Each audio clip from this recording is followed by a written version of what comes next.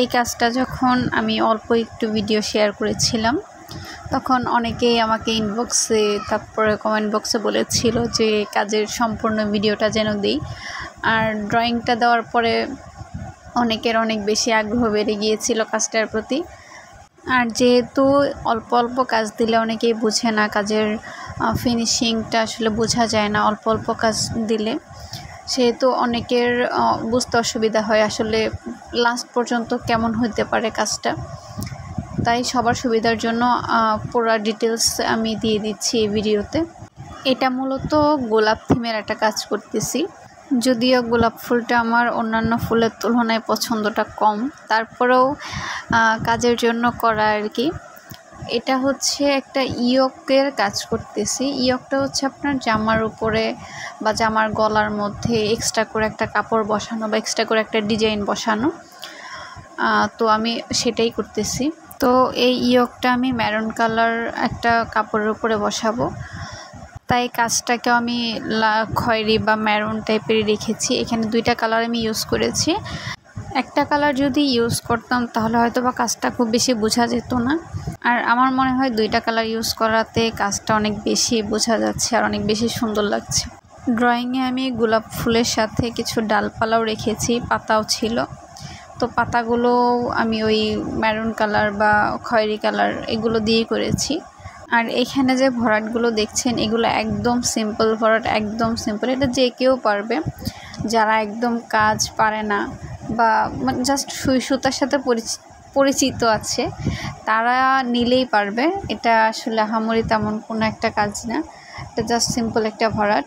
আমি গোলাপ ফুলও আমি যেই ভরাটটা দিয়েছি, এই যে ছোট ছোট কিছু ফুল দিয়েছি ওইগুলো তো সেম ভরাট দিয়েছি। আর সুতা হিসেবে আমি সুতি লাসি সুতাটা ইউজ করছি, যেটা আপনারা যে কোনো লেস বা পুঁতিপাতি দোকানে পেয়ে যাবেন।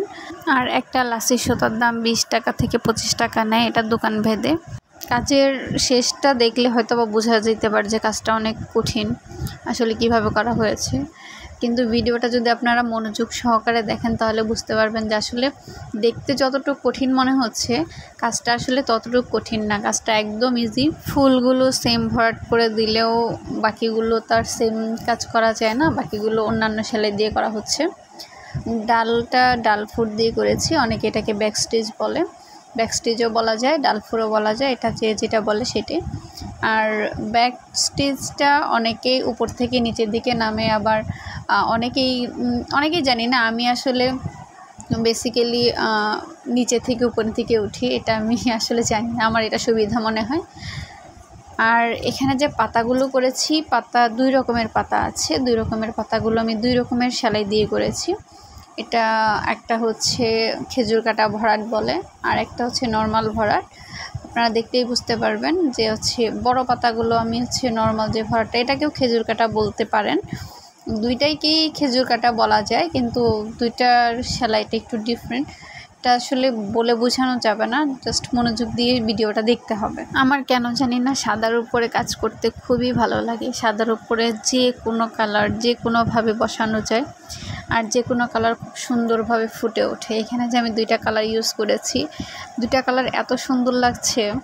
ভিডিওতে আমি জানি না আসলে কতটুকু সুন্দর লাগছে, কিন্তু বাস্তবে এত জোস লাগতেছিল যে সবাই যে দেখেছে সেই পছন্দ করেছে, যে আসলে কাজের ফিনিশিংটাও সুন্দর হয়েছে, ইভেন কালার কম্বিনেশনটা জোস হয়েছে। এটা আমার কথা না, যে দেখেছে সেই বলেছে।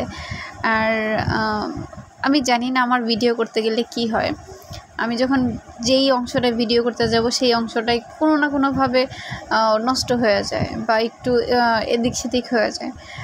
সেটার কারণ হচ্ছে আমার ফোকাস 2 দিকে থাকে, কাজের দিকেও থাকে, আবার ভিডিওটা ঠিকঠাক হচ্ছে কি না সেটার দিকে ফোকাস করতে হয়।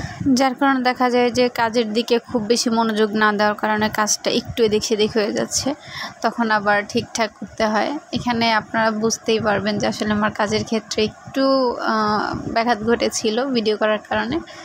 আর এখন যে আমি ভরাটটা করতেছি এটাও নর্মাল একটা ভরাট, এটাকেও খেজুর কাটা বলতে পারেন, একই রকম, কিন্তু একটা হচ্ছে আমি একদম পুরা ঘরটা নিয়ে নিয়েছি, আরেকটার মধ্যে আমি একটু একটু করে সুইটা উঠিয়েছি। জাস্ট এগুলো দেখে বুঝতে হবে, এগুলো আসলে বলে বোঝানোর মতো কিছু নেই। আমি ভিডিওটা একদম ডিটেলস দিয়েছি, আপনারা যেন খুব ভালোভাবে দেখে বুঝতে পারেন। আর কারোর যদি কোথাও সমস্যা হয়ে থাকে বুঝতে, তাহলে অবশ্যই আমাকে কমেন্ট বক্সে কমেন্ট করবেন। আর নতুন নতুন কাজ নিয়ে তো সবসময় হাজির হব, আর আপনাদের সাথে শেয়ার না করলে তো অবশ্যই আমার ভালো লাগে না।